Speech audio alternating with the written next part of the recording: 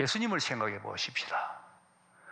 예수님 지상에서 사역하실 때에 많은 사람들이 예수님을 따랐습니다.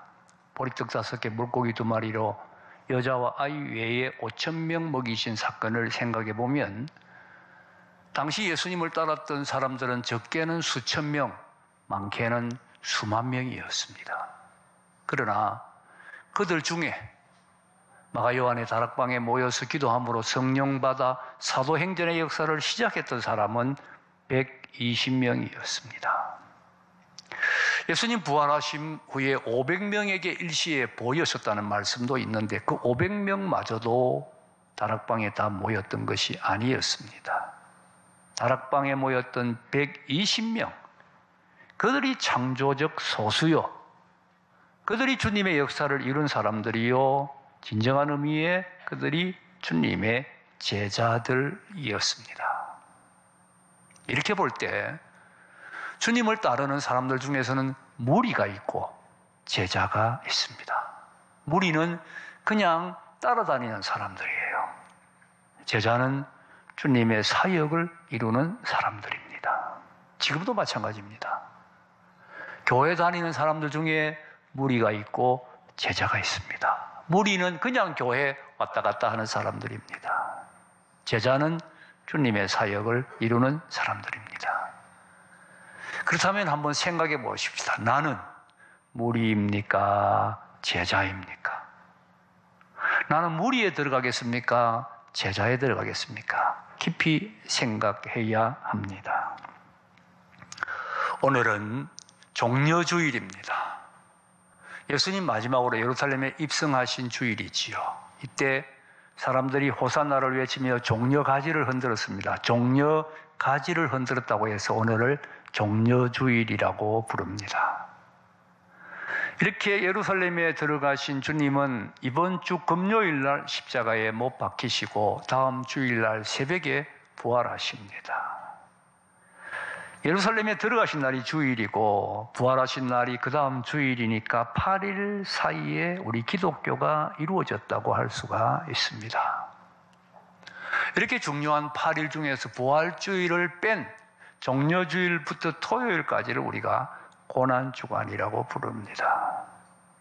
주님이 고난당하셨기 때문입니다. 주님은 전 생애에 고난을 당하셨습니다마는 이번 주간에 특별한 고난, 십자가의 고난을 당하셨습니다. 그래서 우리가 이번 주간을 고난주간이라고 부릅니다. 우리는 금분 고난주간에 새벽 부흥회 합니다. 한 끼 금식도 할 것입니다. 하지만 주님 십자가에 못 박히신 이 고난주간을 맞이하면서 우리 한번 생각해 보십시다. 주님은 나를 위하여 십자가에서 목숨을 희생하셨는데 나는 주님을 어떻게 따르고 있느냐는 겁니다. 나는 무리로 따르고 있느냐, 제자로 따르고 있느냐 생각을 해 보아야 하겠습니다. 우리 본문으로 돌아가서 25절을 함께 읽겠습니다. 25절 시작. 수많은 무리가 함께 갈새 예수께서 돌이키사 이르시되, 여기 예수님이 지금 가는데 수많은 무리가 함께 가고 있다고 했습니다. 예수님의 사역이 거의 마무리되어 갈 즈음입니다. 그동안에 주님 말씀 가르치셨고 많은 이적 행했습니다. 병자를 고쳤고 죽은 자를 살리기도 했습니다. 보리떡 5개, 물고기 2마리로 5,000명을 먹이시기까지 했습니다. 이것을 보고는 많은 사람들이 지금 주님을 무리를 지어 따르고 있는 것입니다. 아마 정치적인 동기로 따랐던 사람들이 제일 많으리라 생각합니다. 정치적인 동기, 이분이야말로 우리를 로마에서 해방시켜 주실 분이다. 이분을 왕으로 세워야 된다. 어서 빨리 우리를 로마에서 해방시켜 주십시오 하는 이런 정치적인 동기로 따랐던 사람들이 제일 많았을 것입니다. 군중심리로 따랐던 사람들도 많았을 것입니다. 군중심리. 어떤 사람이 저 도심지 복잡한 인도에서 하늘을 쳐다보고 서 있었답니다. 하늘에 아무것도 없는데 그냥 하늘을 쳐다보고 서 있었더니 얼마쯤 지나니까 옆에 많은 사람들이 같이 하늘을 쳐다보고 있더랍니다. 이게 군중심리지요. 뭔지도 모르면서 확실한 생각도 없으면서 다른 사람이 하니까 나도 하는 거예요. 많은 사람들이 예수님 따라가니까 그냥 따라가는 사람들, 군중심리로 따라가는 사람도 많았을 것입니다. 복받기 위해 따라가는 사람도 많았을 것입니다. 예수님 그동안에 많은 병자 고쳤고 보리떡 5개로 5,000명을 먹이기까지 했습니다. 이분 따라가면 복받겠다. 그래서 병든 사람은 병 고치겠다는 마음으로, 가난한 사람들은 부자 되겠다는 마음으로, 눌린 사람들은 높임 받겠다는 마음으로 이분 따라가서 복받겠다. 그런 마음으로 따르는 사람도 많았을 것입니다. 이렇게 각양각색의 사람들이 각양각색의 동기를 가지고 예수님을 따르고 있었습니다. 우리도 처음 예수 믿을 때의 그 동기가 다 순수하고 올바른 것은 아닙니다. 예수를 처음 믿을 때부터 예수님은 내 죄를 대신해서 십자가에 못 박혀 죽으신 나의 구주다 이렇게 생각하고 믿는 사람은 없습니다. 교회 나올 때는 처음에는 심심해서 나오기도 합니다. 호기심으로 나오기도 합니다. 나쁜 거 아닙니다. 그렇게 나올 수 있습니다. 하지만 언제까지 그렇게 교회를 다닐 수는 없습니다. 오래 믿으면 이제 목적을 바로 해야 됩니다. 그렇게 하지 아니하면 주님의 제자가 될 수 없기 때문입니다. 본문에 수많은 사람들이 예수님을 따라오는데 예수님은 그들을 보고 마음이 아팠습니다. 아무 생각 없이 술렁술렁 따라오는 이런 사람들을 가지고 예수님 아무 일도 하실 수가 없기 때문입니다. 그래서 그들에게 어떻게 하면 바르게 따를 수 있는가를 가르칩니다. 제자로서 주님을 따르도록 촉구하고 가르치는 것입니다. 당시에 제자는 지금 우리가 생각하는 이런 제자가 아닙니다. 그냥 뭐 조금 배우고 떠나고 입학하고 졸업하고 그런 제자가 아닙니다. 당시에 제자는 스승과 함께 살면서 스승의 모든 것을 배웁니다. 인품을 배우고 말씀을 배우고 언행을 배우고 모든 것을 배웁니다. 그리고 스승을 닮아가고 또 스승이 주신 사명을 감당하고 마지막에는 스승을 위해서라면 생명까지 희생할 수 있어야 제자가 됩니다. 주님에게 필요한 사람은 그런 제자입니다. 그래서 주님은 그 무리들을 앞에 놓고 제자가 되는 길을 가르칩니다. 그것이 바로 오늘 본문입니다. 그래서 오늘 본문은 제자가 되는 조건입니다. 굉장히 어렵고 힘든 조건입니다. 3가지 조건을 말씀하고 있습니다. 첫 번째 조건이 무엇입니까? 26절입니다. 26절 함께 읽겠습니다. 26절 시작. 무릇 내게 오는 자가 자기 부모와 처자와 형제와 자매와 및 자기 목숨까지 미워하지 아니하면 능히 내 제자가 되지 못하고. 제자가 되려면 부모와 처녀와 형제와 자매와 심지어 자기 목숨까지 미워해야 된다. 이게 좀 너무 심한 말이 아닌가 그런 생각이 듭니다. 어떻게 처자식까지 미워해야 예수님 제자가 될 수 있느냐. 심지어 자기 목숨까지 미워해야 된다. 좀 납득하기가 어렵습니다. 이 말씀은 예수님의 제자가 되려면 예수님을 제일 사랑해야 된다. 그런 뜻입니다. 다른 대상과 예수님을 동시에 사랑할 수 있을 때는 문제가 되지 않습니다. 그러나 결정적 순간에는 양자택일을 해야 됩니다. 그때 예수님을 택할 수 있어야 제자가 된다는 겁니다. 예수님을 더 사랑해야 제자가 될 수 있다는 뜻입니다. 일제강점기 때 일제가 한국교회에 신사참배를 강요했습니다. 신실한 주의 종들이 신사참배를 반대해서 붙잡혀 가서 고문을 당하고 고초를 당했습니다. 잘 이겨내었습니다. 그런데 마지막에 앞에다가 처자식을 데려다 놓고 처자식이 울게 만드는데 거기서 넘어진 사람들이 많았습니다. 그 결정적 순간에는 처자식도 미워해야 예수님의 제자가 될 수 있다는 말씀입니다. 분명히 알아야 됩니다. 예수님의 제자가 되려면 예수님을 제일 사랑해야 됩니다. 자녀보다, 남편보다, 아내보다, 아니 나 자신보다 예수님을 더 사랑해야 됩니다. 예수님을 2등, 3등으로 사랑하는 사람은 제자가 아닙니다. 예수님을 제일 사랑해야 제자가 됩니다. 그렇다면 생각해 보십시오. 여러분은 주님을 제일 사랑하고 있습니까? 내가 집사인데 집사라도 주님 사랑하지 않을 수 있습니다. 내가 얼마나 오래 예수를 믿었는데 오래 예수 믿어도 예수님 사랑하지 않을 수 있습니다.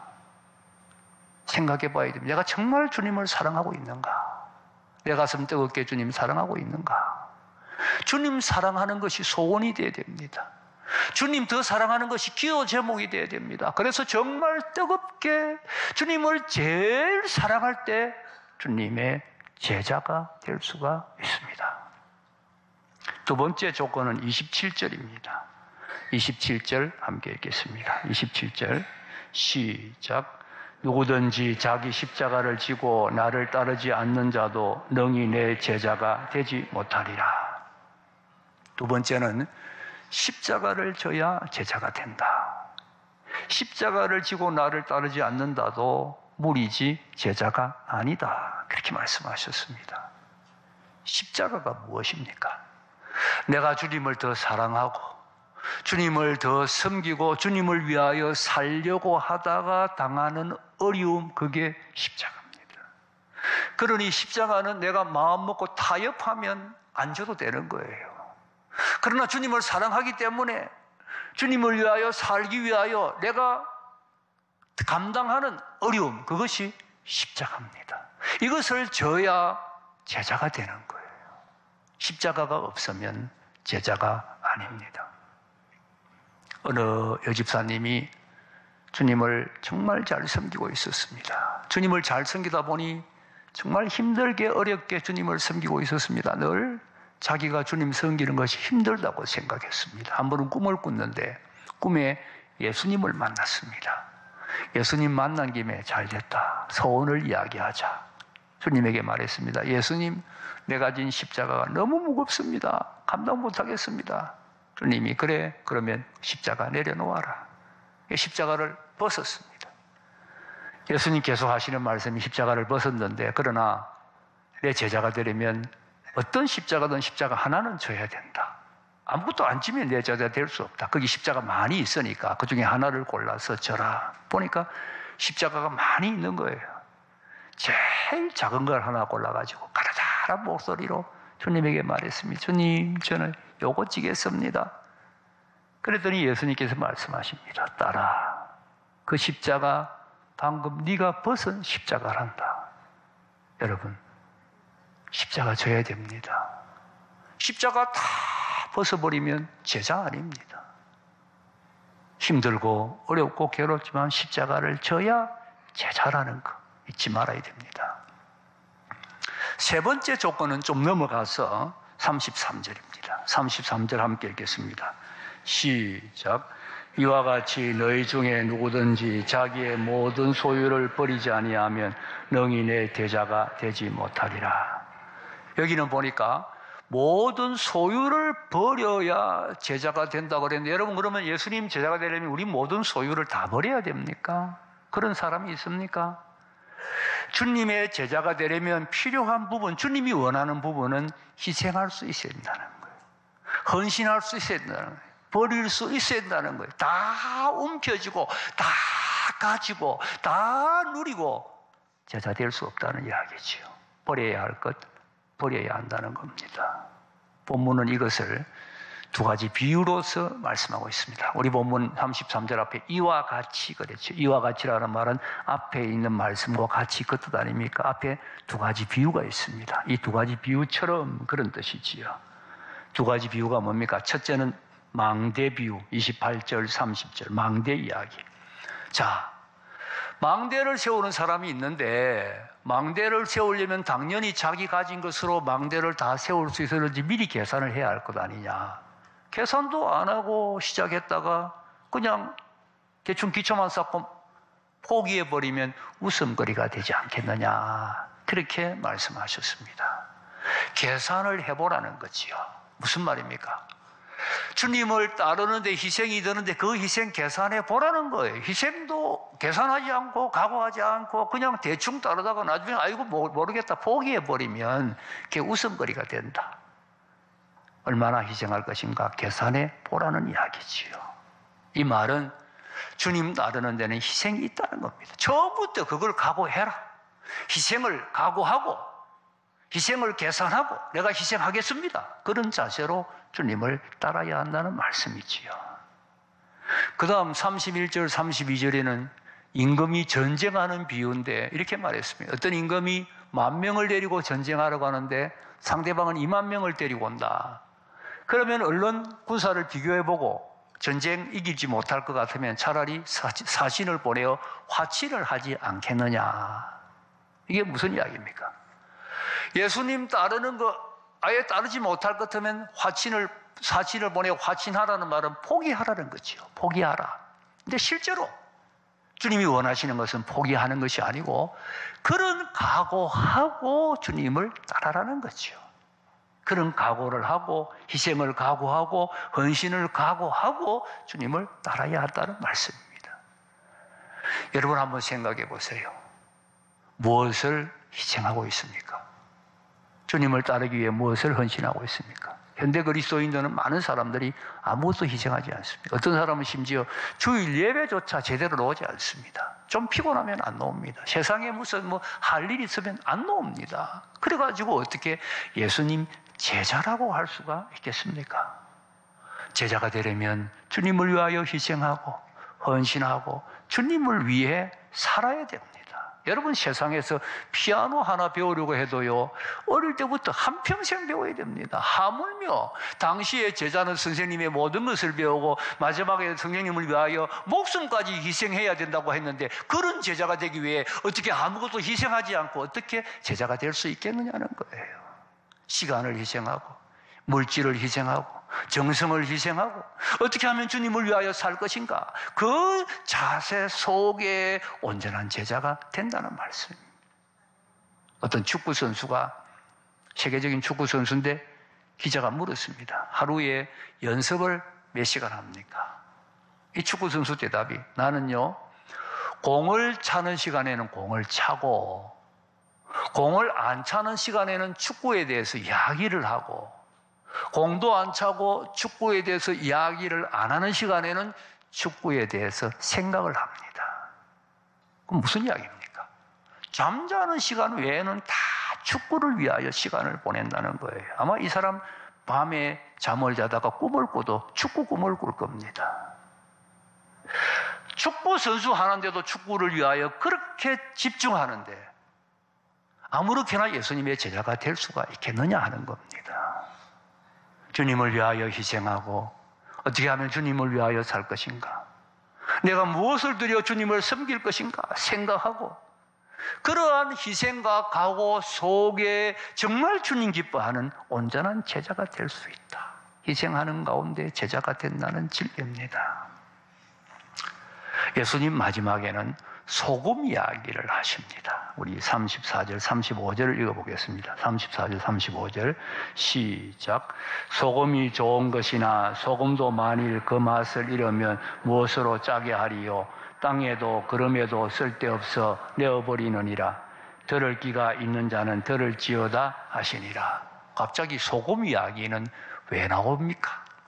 문맥을 연결시켜 보세요. 무슨 뜻입니까? 예수님의 제자는 소금이라는 뜻이지요. 그런데 그 당시에는 맛을 잃은 소금이 있습니다. 맛을 잃어버리면 그 소금은 아무짝에 필요 없습니다. 갖다 내버립니다. 무리는 맛을 잃은 소금이라는 거예요. 무리는 주님 앞에 아무짝에 소용이 없다는 겁니다. 갖다 내버린다는 겁니다. 필요 없다는 거예요. 주님에게 필요한 것은 소금이다. 제자다. 소금이 녹아서 맛을 내듯이 헌신해서 주님의 제자로서의 삶을 살 때 주님이 필요한 사람이 된다는 것을 소금 이야기로 말씀하시는 것입니다. 여러분, 제자가 되어야 됩니다. 큰 일을 하느냐 적은 일을 하느냐 그것은 중요한 것도 아닙니다.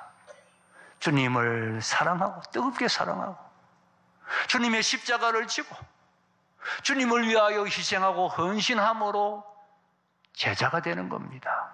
주님의 일에 창조적 소수가 되는 것이죠. 그들을 통하여 주님의 나라가 이루어지고 주님의 역사가 이루어집니다. 나아가 제자가 되면 주님이 그 삶을 책임져 주십니다. 제자가 어렵습니다. 오늘 본문 말씀처럼 힘듭니다. 그러나 여러분 보세요.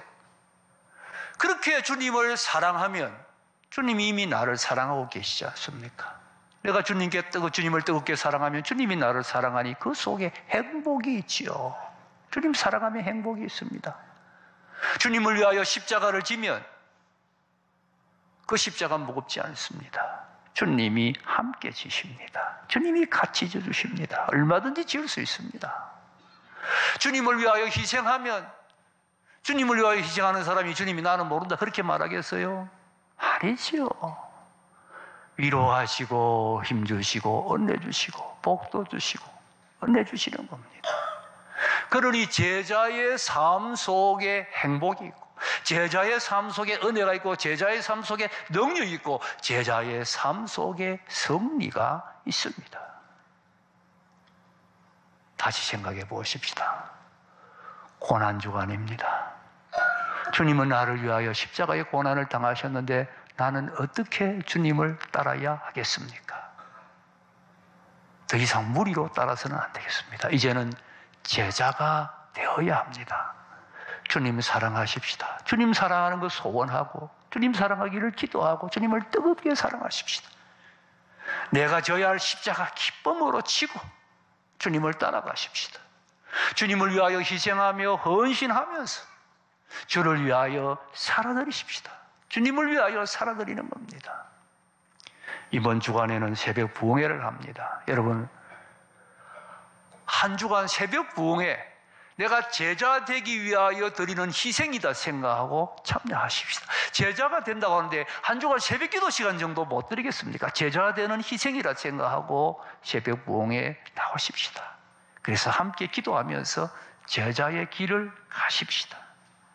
제자가 될 때 주님 함께 하시고 위로하시고 힘주시고 능력 주십니다. 온전히 주님의 제자가 되어서 주님을 온전히 따르는 우리 모두가 다 될 수 있기를 주님의 이름으로 축복합니다.